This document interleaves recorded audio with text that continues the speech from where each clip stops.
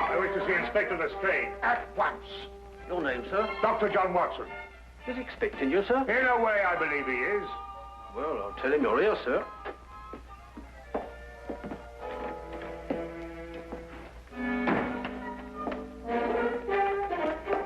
You can go in, sir. Ah, Dr. Watson, I didn't expect to have the pleasure of seeing you again so soon. Will you kindly read that? What is it? Read it. Oh. Yes, sir. Oh. I think it's disgraceful, sir. Absolutely disgraceful. What? Yes, and I'm glad you're here so that I can tell it to you personally. Why, you and I both know that it was Sherlock Holmes who solved the Cunningham case. If it wasn't for his brilliance and his persistency, the facts would never have been brought to light. And I think it's scandalous, sir, that the newspapers should have given me all the credit and said so very little about his magnificent achievement. What do you think, Doctor? I absolutely agree with you. Eh? I'm glad you're on my side, Doctor. Why, of course. I'm so glad you take it that way. And what does Holmes think? Oh, he doesn't mind. You know, he doesn't care who gets the credit. Oh, dear old Holmes, such a modest fellow. Yes, Well, look, you must give him my kind regards. Yes. And tell him that, although I know he doesn't think anything about it, I intend to get the newspapers to get the facts straight. Well, that's very good of you, Inspector. What's Holmes doing these days? Well, the last time I saw him, he was playing about with a lot of ink smudges and talking about the prints that fingers make. No. Good old Holmes, always experimenting. Inspector Lestrade, sir. Yes, what is it? There's been a murder reported at the home of Lord Beryl. What, Lord Beryl of the Foreign Office? That's him, sir. I'll be right with you. Excuse me, Doctor. Yes, of course. Lord Beryl. This is going to be a tricky situation to handle, what with the Foreign Office and who knows what else. Yes. Can I be of any assistance? I don't think so, Doctor. Oh, perhaps as a medical man. Mind you, I don't know what to expect, but I think you would be of invaluable assistance. Say no more. Here's the address, sir. Your carriage is waiting outside. Oh, thank you very much. Perhaps you'd care to acquaint Sherlock Holmes with what has happened. Well, I don't know. I don't know myself what's happened. As you said, the people involved make this case rather delicate. Perhaps a little suggestion now and then might help facilitate matters. One never knows. Yes, you're so right. Take a message to Mr. Sherlock Holmes of 221 Baker Street. 221B. Yes, of course, 221B Baker Street. Tell him what has happened and drive him to Lord Beryl's residence. Yes, sir. And tell him Dr. John Watson is already there. The flat's the first floor up. Yes, sir. Very good, sir.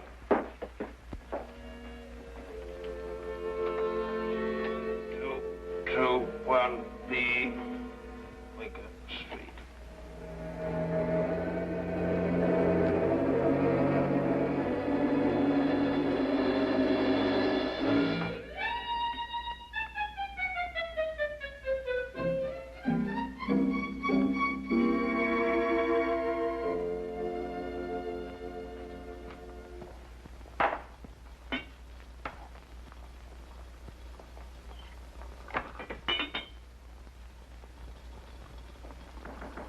Come in. Excuse me, Mr. Holmes. Yes? A message for you, sir. Uh-huh. There's been a murder committed at the home of Lord Beryl. Inspector Lestrade and Dr. Watson have already gone there. Thank you. Would you care to have some tea? Some tea, sir? Yes. Is that what you're making? Oh, come along. Come and have a look at this. I'm working on an extract from a special series of pygmy poisons. Oh, very interesting, sir. Tea? Well, yes, I don't mind if I do. You take milk? Yes, sir, please, sir, if I may. Splendid. Sugar? Thank you, sir. Where did I put that sugar? Ah, that's it. It's right here. Help yourself. Thank you, sir. So.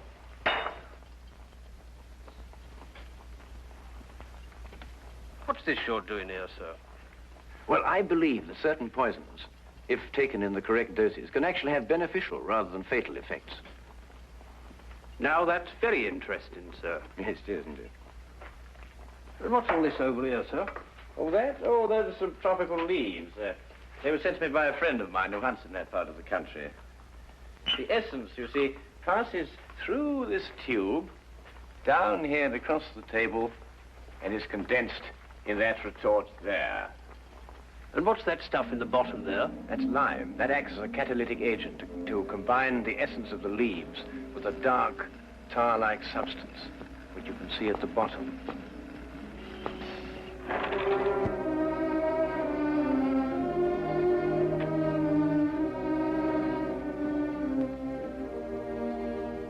Inspector Lestrade, I demand to see my wife.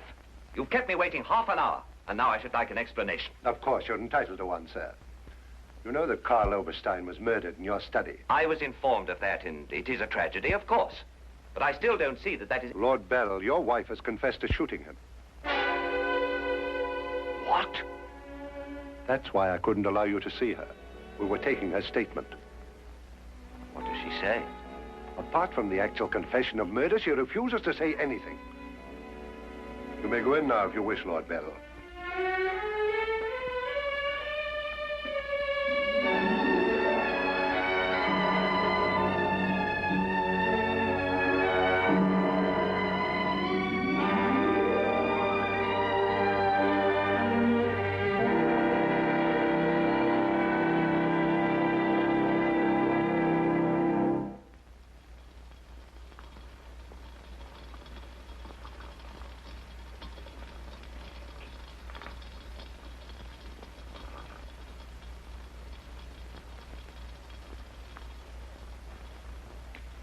What's that you're putting in now, sir? Well, it's a form of acid dye.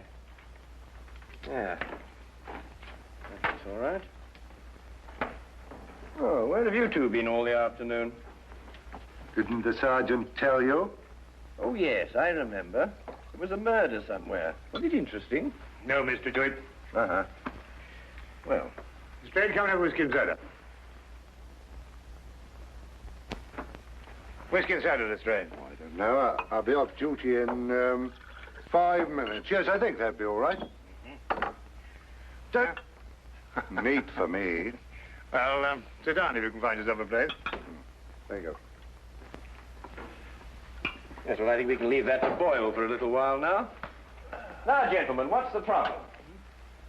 Who was murdered? A man named Karl Oberstein. Oberstein. Oberstein. Oh, yes, I remember. An Austrian chap. He was originally, but of course, for a number of years, he's been a freelance agent. Mm-hmm. Buying and selling anything he can get his hands on, eh? But his hands in a bit too much this time. Lady Beryl shot him. Holt Smith, 38. Oh, really? It was a nasty bit there. I examined the body before it was removed. Entire back of the head gone. Instantaneous death, of course.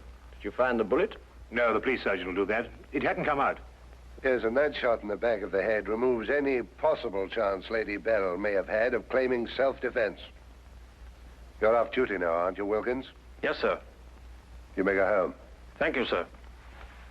It's been a pleasure working for you this afternoon, Mr. Holmes. Like to know how it all turns out. I'll let you know.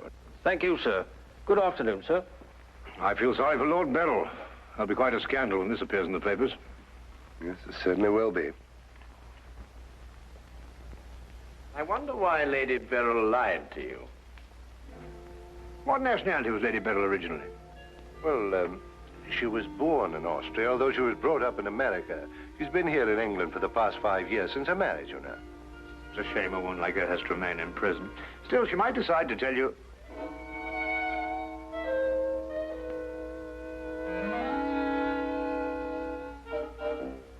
What did you say? I beg your pardon? What did you say just now? I didn't say anything. Oh, yes, you did. You said, I wonder why Lady Beryl lied to you. Oh, that. Yes, what did you mean? Nothing, except, of course, that Lady Beryl didn't shoot this chap Oberstein at all. But she confessed to it.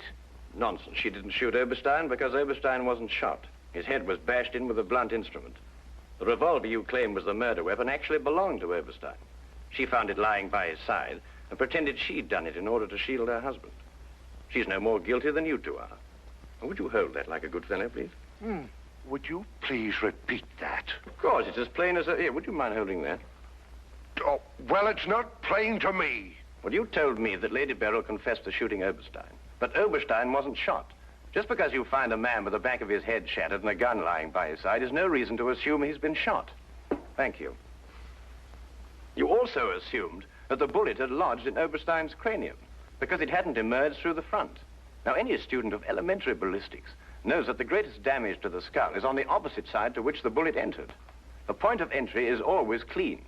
But the gun we found was an Austrian gun, and Lady Beryl is an Austrian. Now, there's a logical bit of reasoning for you. Would you mind holding that, please?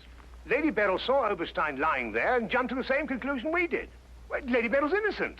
Then somebody else is guilty. Brilliant. We've got to get back to the premises and re-examine them for clues. You come with us, Holmes. This nonsense can wait. Nonsense? Nonsense. Nonsense? Did you say nonsense? I'll have you know, Inspector Lestrade, that if the law enforcement agencies of this country were a little, an infinitesimal amount more advanced than ancient Neolithic man, I would not have to be doing the basic research work that will in time benefit police bureaus throughout the earth. You may have a point, Mr. Holmes. A point? The only point is human, of which there is a paucity in the halls of our defense of the public. So do you really think so? I certainly do think so, and I'll tell you a few other things, Inspector.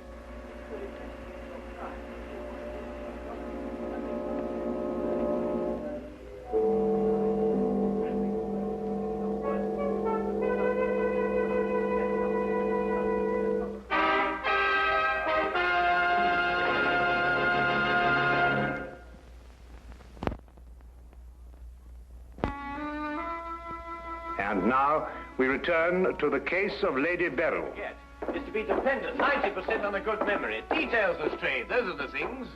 She's in here. Normally, I'd detain her for confessing to a crime she didn't commit, but... Well, what with the Foreign Office and all that, I don't believe I will. No, Lestrade, you don't want to hold her. Much easier to solve the crime if she's out. Exactly. Inspector Lestrade.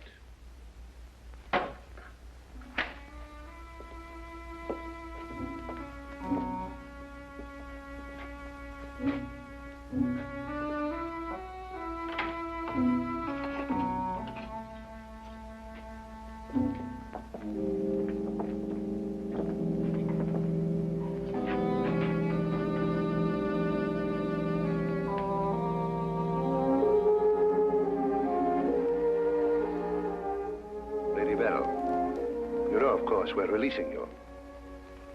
So I understand. Do you know why? No. We've been able to prove that you didn't commit this murder you confessed to.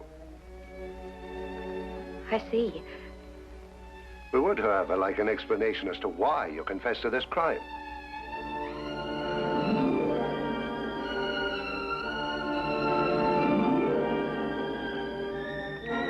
I prefer not to explain my actions, Inspector. You realize, of course, that your actions are in themselves punishable and that we could detain you. I see. You still prefer to make no statement? That is correct. Very well, Lady Beryl. You'll be released as soon as the formalities can be cleared. Thank you. Human beings lie to gain, to cover, or to protect.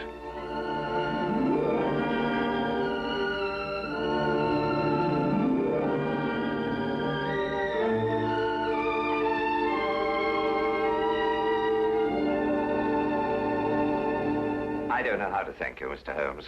Please consider me forever in your debt. Not at all. You're in the Foreign Office, aren't you, Lord Beryl? I am. Had you ever met Herr Oberstein before? I had. Exactly when? Last week. For the first time? And the last time. I see. I believe it was his habit to offer large sums of money to men in key positions for the information they may have had in their possession. I believe that was his habit, Mr. Holmes. Thank you. Oh, Lord Beryl, while your wife is on her way here, I wonder if I might look at the premises of the crime. Well, of course, of course. It happened in the study. With your permission. My house is yours, sir. Thank you.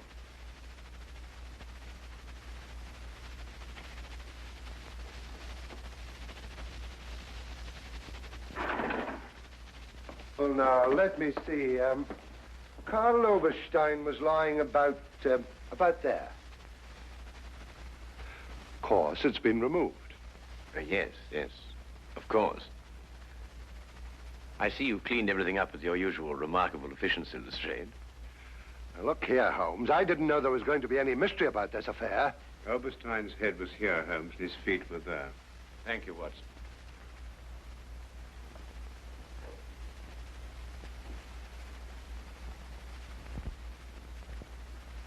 Where was the gun lying? To the left of the body. Nearer the head or the feet? Nearer the head. Was Oberstein face up or down? Face up. I had to turn him over to examine him. Has there been any effort made to gain forceful entry into the house? Well, none was reported. Why? Lord Beryl, do you use glasses when you read? Yes, I do. These? Are they your only pair? Yes. Who first discovered the body? I believe my secretary. Is he here? Yes. I'll call him. Thank you.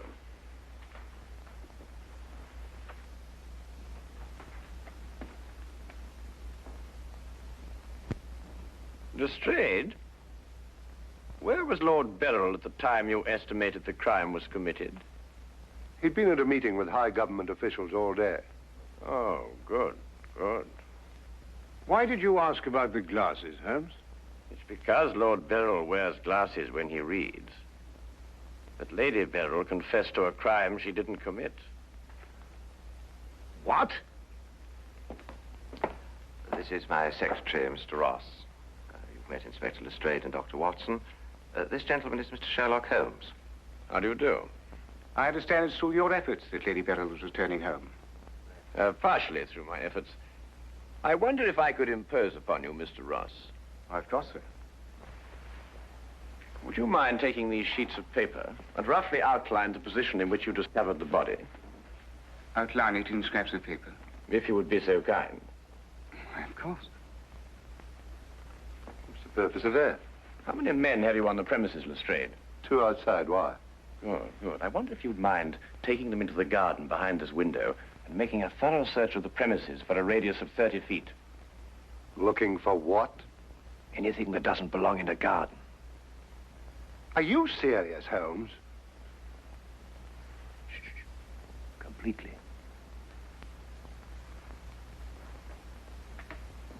Let's count him out of our way. Have you examined your safe, Lord Beryl? I have, Mr. Holmes. All my papers are intact. Excellent. Does Mr. Ross have the combination to your safe? Yes? There's been no question of robbery. Of course not, Ross. One must ask these questions in an investigation. Of course. Good afternoon, Lady Beryl. Nina, my darling. How are you?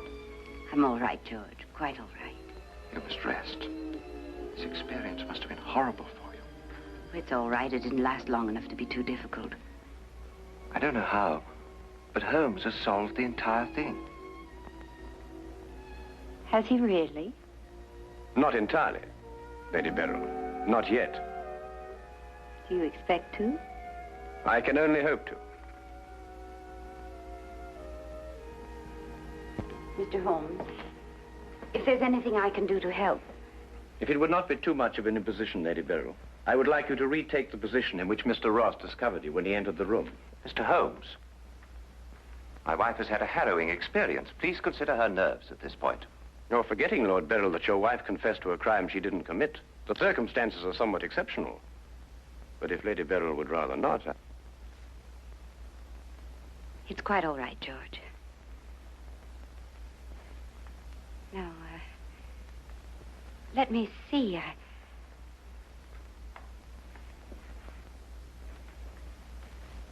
I was standing here. Exactly there? I believe so. Mr. Ross, are you quite certain that that is the position in which Lady Beryl was standing? Well, if you'll pardon my saying so, Lady Beryl, just for the sake of accuracy, you understand, I believe you were standing just a bit further to your left. A little to your left, Lady Beryl. Like that? Yes, I'd say right there. Good. Now, Lady Beryl had a revolver in her hand. Mr. Holmes. That is correct. In which hand? My right hand. Mr. Ross? That's right. Lady Beryl's right hand. Lord Beryl, do you happen to have a revolver in the house? Yes, I have. May I have it? I'm not going to ask my wife to... Yes, I am. If your wife has no objection. Of course she has objections. I have no objections, Mr. Holmes.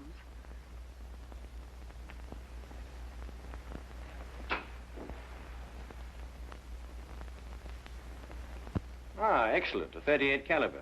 Do you notice, Watson, that it's patterned very closely after the Schmidt-Holtz, the revolver in question? Lady Beryl, is that the way you held it? I believe so. Mr. Ross? Yes, it was like that. Mr. Ross, I'd like you to think very hard. A great deal depends on what you're going to say now. As far as you can remember, that was the position of Herr Oberstein's body? Yes. And where in relation to Herr Oberstein's body and Lady Beryl were the broken eyeglasses? Over there. There? Yes.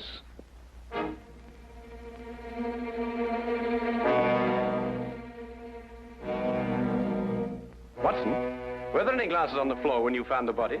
Absolutely not. You're positive? Positive. That's right. I didn't know what I was saying. There were no glasses on the floor at all. There weren't any glasses on the floor when you found Lady Beryl bending over the body. But there were when you sent Herr Oberstein crashing to the ground.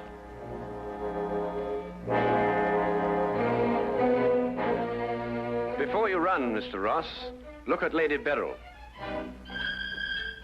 I don't understand this, Mr. Holmes. Oh, very simple, really.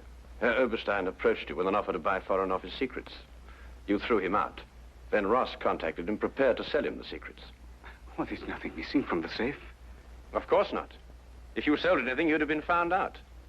Herr Oberstein came here expecting to buy. You opened the safe, showed him the papers he wanted. He put his glasses on to examine them. And then when he paid you, you smashed his skull in. He fell, breaking his glasses. His revolver dropped from his pocket.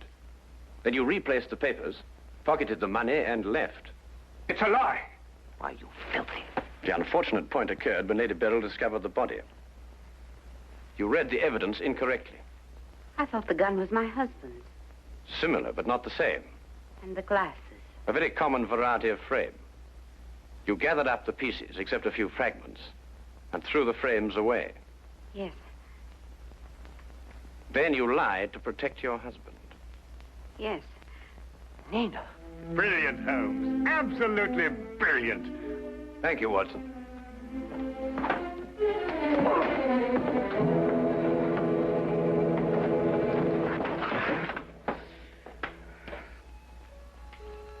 My humble and very grateful thanks, Mr. Holmes. It's been a pleasure to help so brave and noble a woman. I'm still not quite certain what's happened, but I know we shall both be forever indebted to you.